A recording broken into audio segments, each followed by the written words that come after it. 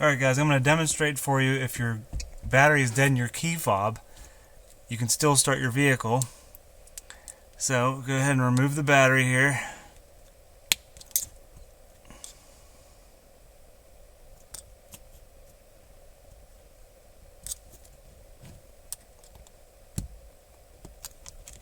Alright. Okay, battery's removed. Put this cover back on. And if you open the glove box here, you can see on the left side, see that slot right there? Make sure the key fob goes in like this, so the key, the physical key is down, and you push that in there, like that. You can still start the vehicle. Fires up.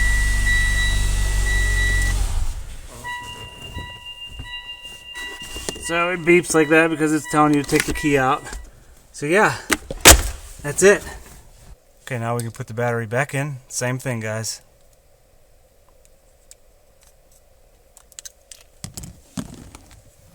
This is a CR2032 battery in case you need to get one.